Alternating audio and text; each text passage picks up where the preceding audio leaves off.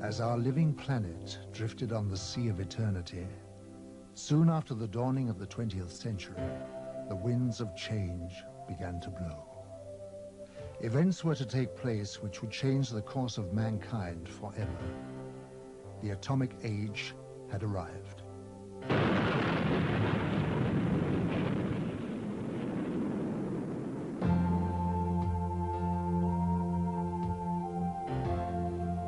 As man detonated weapons of immense power, lights started to appear in the sky in a way that suggested that something was following the course of events. The shattering thought imposed itself that we were perhaps not the only inhabitants of the universe. Since the beginning of civilization, we had been watching the stars, never dreaming that they, in turn, might be watching us. History was about to change.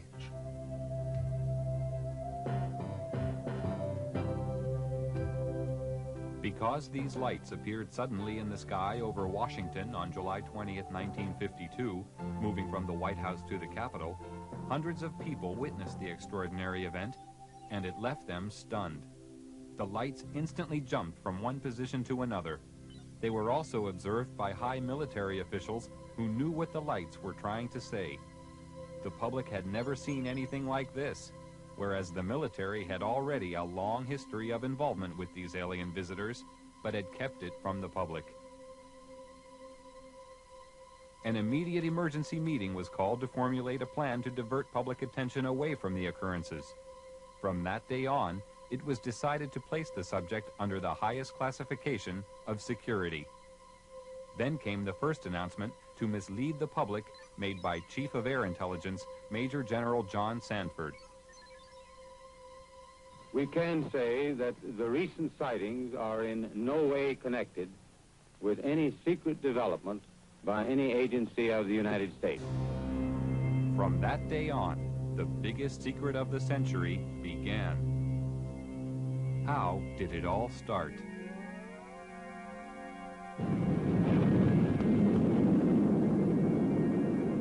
After the first atomic bomb was detonated, more tests were made of the effects on the environment and human subjects to gauge the degree of contamination unleashed. No knowledge of the devastating long-term effects existed at this time. Here in New Mexico, an army base close to a small town called Rosswell became the focus of attention on July 2nd, 1947, when Bill Brazel, a farmer, found a crashed disc-shaped craft on his land. The military arrived on the scene and quickly isolated the spot when they found debris scattered over a wide area. They also found 4 dead humanoid alien bodies who had been ejected from the craft. Because of many recent UFO sightings by the military, they accepted the existence of visitors from outer space who obviously possessed a technology which was far beyond our understanding. Now, for the first time, they had tangible evidence and were eager to learn its secrets. Rosswell was the home of the 509th Bomber Wing, the sole American atomic bomber group. Major Jesse Marcel, an Army intelligence officer, was engaged on the recovery operation and asked Walter Haught, the Army Public Relations Officer, to prepare a story for the local newspaper. He told me to prepare a release with basically the information that he gave me over the phone. When it was done, to take it into community and hand deliver it to the 4 news media we had in Roswell at that time, which is what I did.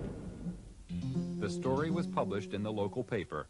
The news was also prepared to be aired by the local radio, but Judd Roberts, the radio station manager, was warned not to broadcast it. Sorry. The question that we ran into is the very next morning, some friendly person, probably from Clinton Anderson's office, called us from Washington and said, we understand that you have some information, and we want to assure you that if you release it on this matter, because it's not supposed to be released, it's very possible that your license could be in jeopardy, and so we suggest that you not do it. And he said, when I mean in jeopardy, like maybe 3 days. Preparations were made at Rosswell Army Base for the transport of the wreckage. Robert Shirkey witnessed the secret handling of the parts. They came in the front door, straight down the hallway, and right out onto the ramp to climb into the airplane. And these were the people that were carrying parts of the crashed flying saucer at that time, UFO today, that I got to see. And that was the only thing I got to see. And it was very short, very quick. Colonel Blanchard, in order to get out of their way, had backed into the doorway of the ops office. And I stepped up to him and I said, "Colonel, turn sideways. I want to see too." On instructions from the Pentagon, Thomas Jefferson DuBose and General Ramey created a cover story saying the crashed object was a weather balloon. But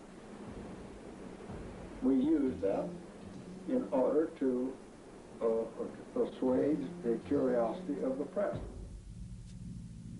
The wreckage was loaded back onto an aircraft and flown out under cover of great security and secrecy to Wright-Patterson Air Force Base. The pilot kept silent for several years, but informed his wife after the story appeared in a newspaper. I guess now that they're putting in the paper, I can tell you about this. I wanted to tell you for years. He said, "I want you to read this article because it's a true story." And I not only know that it's true, but I'm the pilot who flew the wreckage of the UFO to Dayton, Ohio. Wright-Patterson Air Force Base was considered the most technologically advanced research center in the United States. The wreckage of the Rosswell crash was dismantled for analysis. The matter was considered of such importance that the orders came directly from President Truman. Under the cover of the CIA, Truman created a group called Majestic 12 for dealing with and covering up all information about UFOs. President Truman gave the task of handling UFOs only to the highest-ranking generals. After the Rosswell crash, a special group of scientists was formed and facilities built to be prepared to deal with any further UFO crashes which would occur. Wendell Stevens was a lieutenant colonel in technical intelligence in the U.S. Air Force and is now a UFO investigator.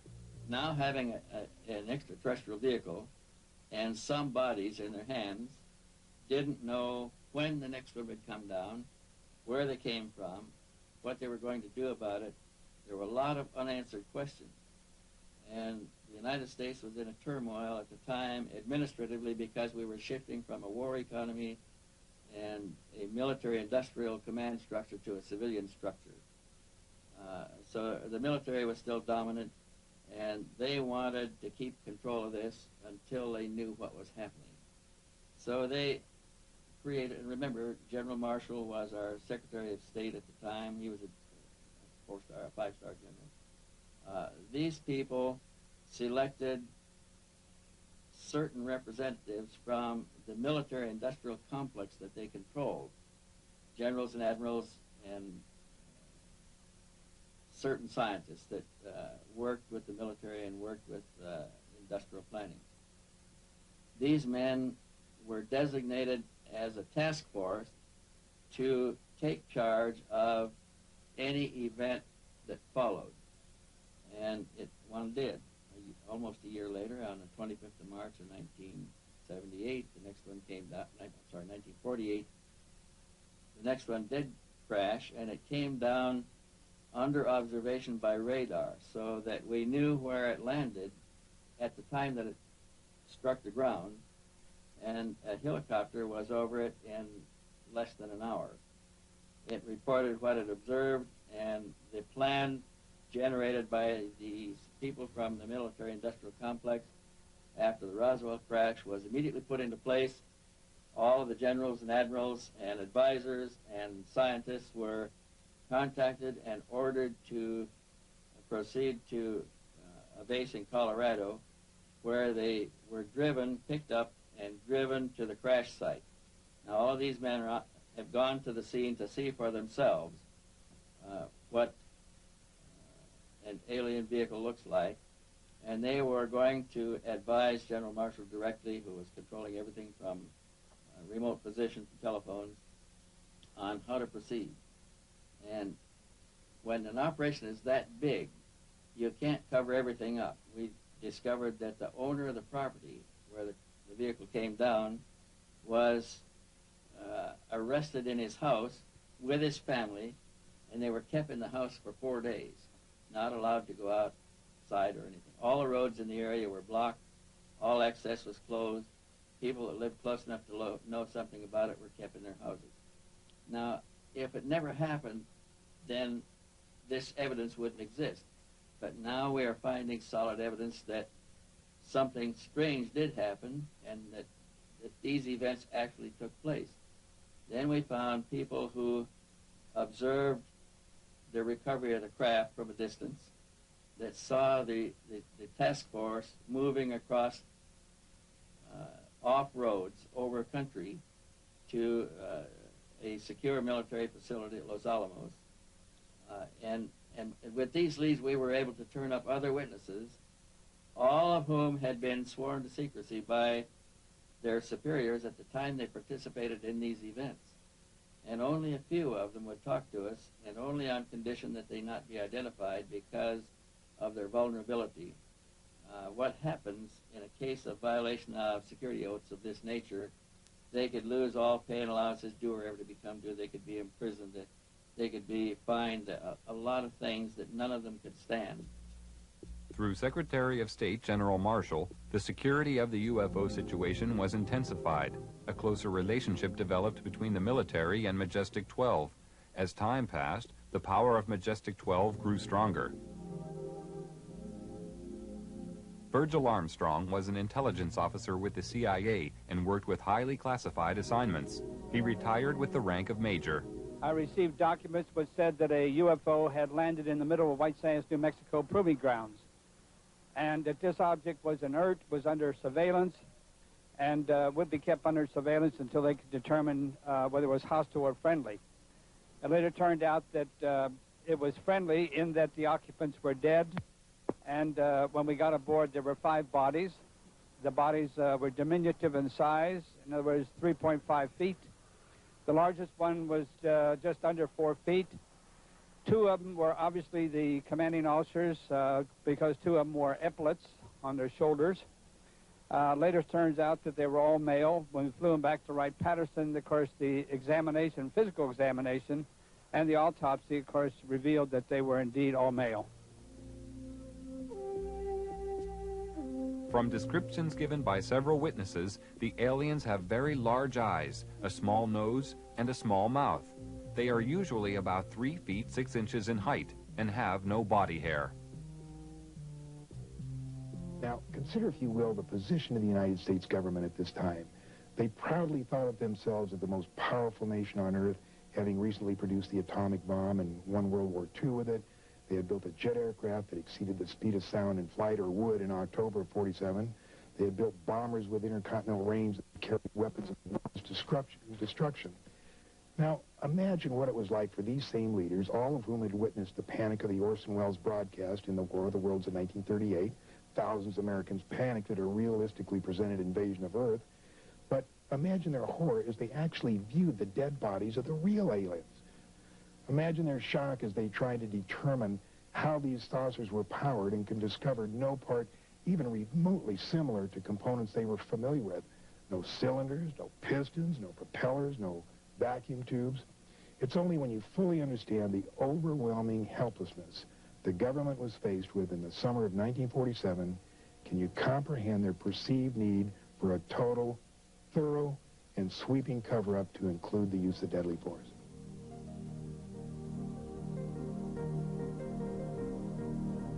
Increasing numbers of civilian witnesses reported seeing UFOs between 1945 and 1950.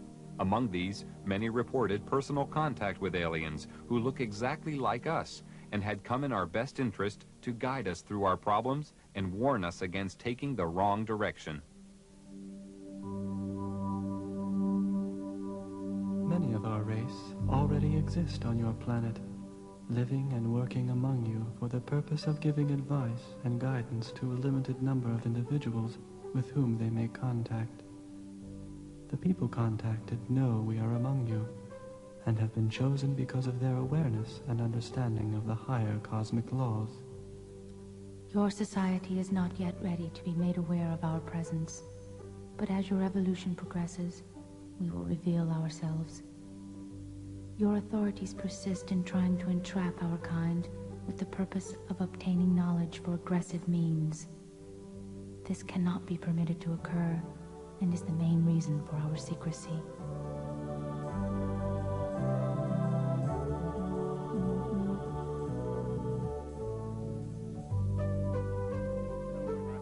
President Truman ordered a heightened level of security after the capture of a live alien from a UFO which had crashed. Because of the ever-increasing numbers of UFO sightings at the time, it was decided to create a project called Blue Book, which was designed to suppress public knowledge and create an atmosphere of ridicule around the subject of UFOs. Professor J. Allen Hynek was a professor of astronomy and an astronomical advisor to the United States Air Force on their UFO educational program. And I know the job they had. They were told not to excite the public. Don't rock the boat. And I saw it in my own eyes happen that whenever a case happened that they could explain, which is quite a few, they made point of that and let that out to the media. Things that the cases that were very difficult to explain, they would jump handsprings to keep the media away from it. For they had a job to do, to, whether rightfully or wrongly, to keep the public from getting excited. A live alien was captured in 1948 after a UFO crashed in America. He refused to communicate for 1 year and was given the name EBE, or Extraterrestrial Biological Entity. He later began to communicate and gave details of his home planet. EBE had a large crystal which he linked to his mind telepathically and was able to communicate with his own race. He was also able to see into the past and future and perform many other amazing feats. He told of believing in the universe as the supreme being and stated that his race lived in harmony without wars and had nearly eliminated all diseases. He said they lived to approximately 800 years of age and that their technology was far in advance of ours. The authorities were amazed by the things they were shown through the crystal. EBE was able to communicate with huge spaceships which were holding orbital positions thousands of miles from the Earth. He told them that their crafts were capable of reaching areas in the universe beyond our imagination, and that they were operated by thought control coupled to biological computers, and consequently did not have any control systems as we understood them. He talked about his planet and how their technology had created a system where everything was self-functional and did not require a workforce to operate it, and that everything was monitored from a central control system. He said that technicians were present there. He said their power source was eternal energy from the cosmos. He told them that his race didn't have a government like Earth, but a society governed by wise elders who sat in council to make decisions of policy. They did not have a monetary system because the needs of the people were catered for by the Federation, which made them all equal. At the request of the aliens, a meeting was arranged with President Eisenhower in 1954. It took place amid tight security at a secret location.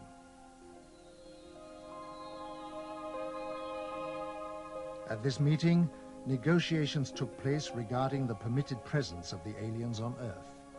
Eisenhower told the aliens that the world was not yet ready for them.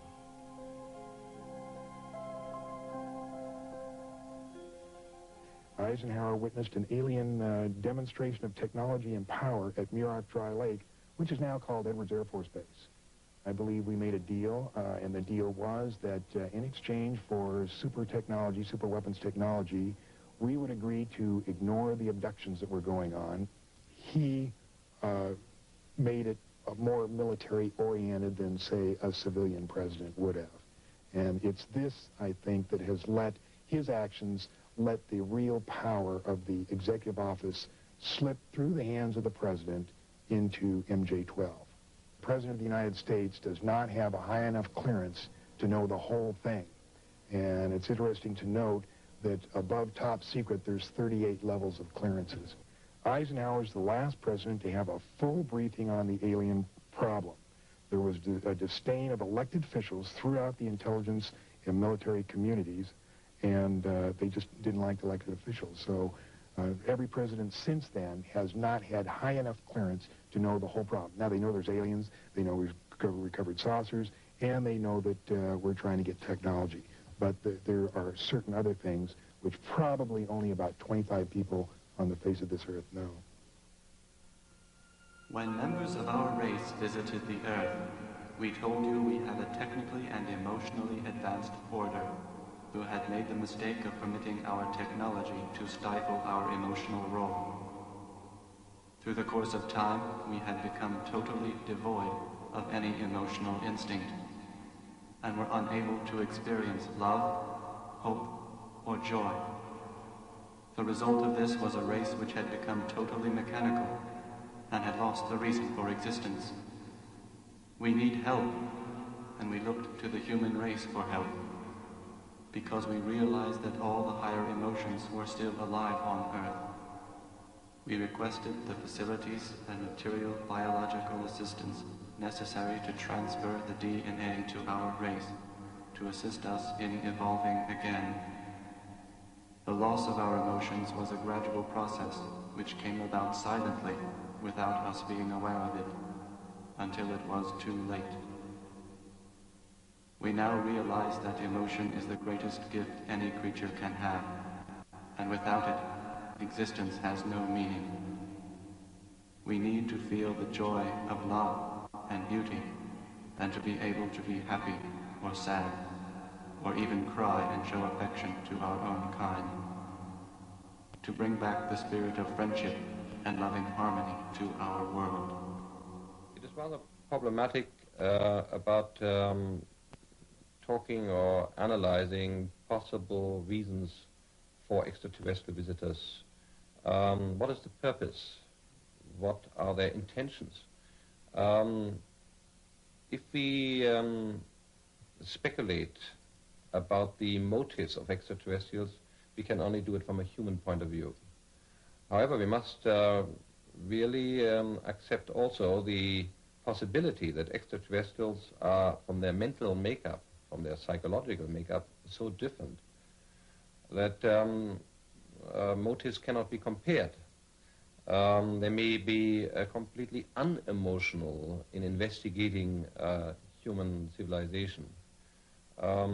They may have no emotions like pity. They may have no emotions like happiness.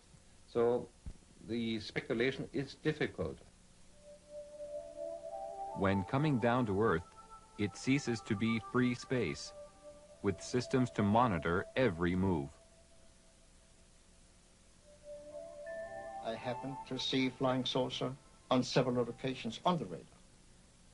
I even intercepted with 4 jets in '55, and it was clear to me that the saucers we intercepted could hear what I told the pilots, because they reacted on my instructions to the pilots. It was one day when one of my people in the radar called me and said, "Major," I was a captain at that, "Captain, we have something on the screen which passes with a speed of 18,000 kilometers per hour. Impossible. Nothing could fly with that speed. I went out there, yes. They were passing with 18,000 kilometers per hour. All of a sudden, after some while, they did not pass anymore. They were stationary around the field. And they came and they left without we could see it. All of a sudden they were there. All of a sudden when the sweep came around, they were gone. I contacted the operations officer and the station commander. They both came out and they wouldn't believe me. I said, "Give me 4 aircraft and I'll intercept them." Okay. Sometimes there were about 20 objects around the field, and sometimes we were down to a few. It was fog, and therefore a lot of people afterwards said, oh, it was inversion, but it was not. It's proven afterwards it could not be inversion, which is a meteorological phenomenon. So at 11 o'clock, I had 4 jets at the runway, and at 11 o'clock, the fog lifted so we could take off. And I ordered the 4 jets to take off. In that moment, there was 12 objects around the field. And when I said you are cleared for takeoff to intercept unidentified flying objects, 10 of them went away. Right when the sweep came back, there was only 2 left. One 10 miles north of the field, one 15 miles south of the field. I sent the 2 aircraft to the north and the 2 aircraft to the south. 2 aircraft to the north came first, and I said, your boogie, which is the object, is 12 o'clock straight ahead. 12 o'clock, distance 5 miles, altitude unknown. Do we have it in sight? Gone. Came the next one. When it came up, I said, your boogie is 12 o'clock, range 5 miles, altitude unknown. Do we have it in sight? Gone.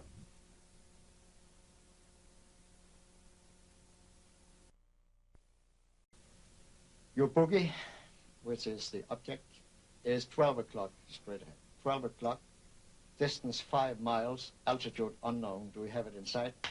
Gone. Came the next one. When it came up, I said, your boogie is 12 o'clock, range 5 miles, altitude unknown. Do we have it in sight? Gone.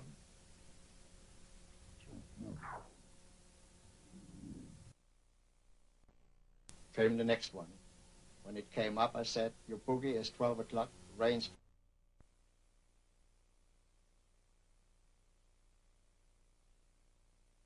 Speed, causing a crater 450 feet in diameter and 36 feet deep. Official military documents reveal that the craft entered South African airspace at 1:45 p.m. on the 7th of May 1989 and was intercepted by 2 Mirage jet fighters. Because the craft failed to respond to communication, one of the fighters was ordered to attack the craft with an experimental laser cannon. This caused the craft to lose altitude and crash. After the craft was retrieved, it was removed to a secret Air Force base, and on arrival at this base, it was found a door had partially opened in the side of the craft. Hydraulic pumping gear was brought to the scene, and the door was forced open. When this was done, 2 aliens staggered out of the craft, and it was found that one appeared to be seriously injured. They were immediately arrested and removed to a medical centre, where a medical team was sent in to try to assist. The authorities at the scene entered the UFO, and hieroglyphics were found inside the machine, alien hieroglyphics, of course, and various items of electronic equipment were also removed from the craft. The retrieval team from America arrived eventually, and the object plus the aliens were eventually taken by C-5 Galaxy transporters back to Wright-Patterson Air Force Base, where further analysis was taken on. When the military entered the craft, they quickly removed portable equipment and instruments, some of which were considered useful as potential weapons. This was not certain at the time, but was clarified after scientific investigation. Also found aboard the craft were a series of hieroglyphics, which indicated that the aliens had a written form of communication. The writing gave the impression of an alien alphabet, but it is not known if any of the scientists present were able to understand its meaning. Data found on the craft were stored on a system of silicone slides. It was obvious to everybody at the site that they were dealing with a very advanced technology, including the propulsion system. As more and more alien technology comes into the possession of our scientists, more understanding is being gained about the physics involved in producing propulsion systems capable of taking man deep into space. The American Naval Deep Space Command, who also call themselves the Guardians of the High Frontier, are responsible for the location and identification of all objects in space around Earth. It's their claim that they can track and identify an object as small as a football at a distance of 30,000 miles. They refer to unrecognized tracks as unidentified orbiting objects and have been known to locate up to 6,000 of these in a 3-month period. Their area of responsibility lies outside the Earth's atmosphere. Below this level, the monitoring of the sky is taken over by NORAD, which is the North American Air Defense Network. Larger radio telescopes are on station throughout the world. They can scan the heavens to distances of hundreds of light years. This network of space surveillance ensures that any object heading towards the Earth can be tracked from a vast distance. As an object approaches, it is monitored throughout its journey. If any object should land or crash on Earth, the contact point is known immediately, and quick response teams swiftly arrive on the scene. This network was created after the Rosswell incident, and since that time has developed into a sophisticated search and retrieval operation. Quick response teams are located in strategic positions throughout the world. Once there, they isolate the area and ensure that the public is kept unaware of sensitive incidents. All over in NATO, they are interested. It's generals and colonels. The Americans are interested. The English are interested. Everybody knows about it. I was one in Wiesbaden with one of the squadrons down there, and I worked with a colonel. And one afternoon, I was going to nearby town. I don't remember the name. And I went to the office in civil clothes to pick up something, and he was sitting there. Hey, Major, he said, where are you going? I'm going to city. What is that? He pointed. I had my badge here with a flying saucer on my blue jacket. I said, what? That, damn it, that. He said, nothing. It's a flying saucer. I said, it couldn't be. You Americans have proven they don't exist. Shut up, he said. Took the telephone, rang. Jack, Pete, come on now. And in a sudden, we had 5 officers and himself. And we talked for 3 hours. And they knew exactly as much as I did. So everybody knows about it. And it is not illegal. And you are not disliked. I have talked with generals for hours, not on my purpose. They asked me to talk with them about it. They have received my magazine, UFO Contact, for years. So they are interested, but since the public opinion is secrecy, they can't go on. Although many years have passed since the beginning of the UFO era, the veil of secrecy has remained to keep the public uninformed. Despite the suppression of information, millions of people throughout the world are still seeing and reporting the presence of UFOs in our airspace.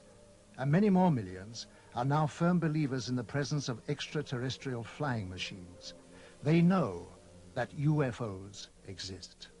I think what has happened over the years, the government has lied so much that they have painted themselves into a corner, and it's almost impossible for them to tell the truth today.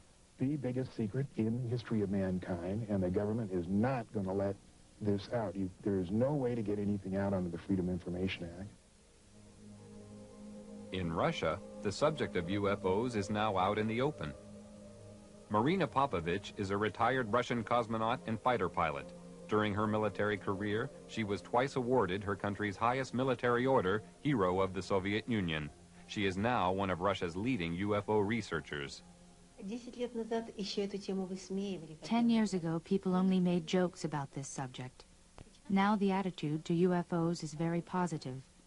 The majority, 80%, think there is extraterrestrial intelligence and that this intelligence is trying to establish mutual contact with us. Now cosmonauts and pilots are more willing to report their contacts with UFOs when they have taken place. Unlike the rest of the world, the Soviet Union has an openness about the subject of UFOs. They even have a monthly television program devoted entirely to it.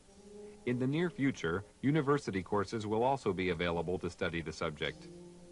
Several Soviet generals have already stated that there is no question as to what UFOs are. We know they are alien spacecraft. But at the Center for UFO Studies, we have a computerized data bank that now has more than 75,000 UFO reports on it. And what is even more interesting, they come from, by latest count, from 133 countries. When you start reeling off the countries, it sounds like a roll call at the United Nations.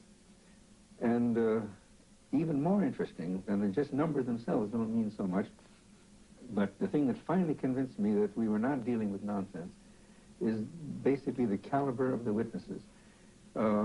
Many of the reports are made by highly responsible people, impeccable integrity, people in technical training, air traffic controllers and military and commercial pilots. Finally got to the point, and it took me quite some time, I finally got to the point, however, where I simply said, I can't continue to call these people deluded or nuts. They are seeing something. Something is real. The late J. Allen Hynek was an astronomer, just like I am. His background and mine are very similar. He was for many years a professor of astronomy, and so was I. And what Hynek said was, UFO research is leading us kicking and screaming into the science of the 21st century. Like Hynek, I sought to debunk the reality of UFO phenomena, and like him, discovered just the opposite. Technology has advanced rapidly over the past 50 years for all the world to see. But in secret locations, amid tight security, the true advance of technology is hidden from public knowledge. From one such location came the stealth bomber. This futuristic aircraft is the only type known which has the ability to fly into radar-protected areas unobserved, almost without sound, to perform whatever task is necessary. The technology used in the production of the aircraft is a giant leap forward from conventional technology, and the question has to be asked, where did it come from? At one super-secret US government test facility situated in the Nevada desert, strange glowing lights are regularly seen performing aerobatic displays which are far beyond the capability of our known aircraft. They seem to be intelligently controlled. Can this be yet another example of some secret, very advanced technology, or are the authorities hiding some exotic foreign contrivance? Here at Area 51, also known as Dreamland, is the most highly protected and secret facility in the whole of the United States. Bob Lazar, a physicist, worked on special projects within this complex and felt compelled to reveal what he saw. They are actively and have in their possession alien spacecraft, and they are actively undergoing analysis and flying them. They set up and produce their own gravitational field. Just as the Earth holds all matter down, they produce that same field, but out of phase, and it repels itself. The effects that can cause, the way in which everything operates is by all intents and purposes, magic. I mean, it is so far beyond our level of technology. Why is such technology available only to the few and not to the whole of mankind? Have we the right to know? Are we ready for it yet? Or is the race for technological advantage more important? Why keep a secret about probably one of the most important events in history, that there's been contact from an alien civilization? It's a significant event in history, more significant than anything.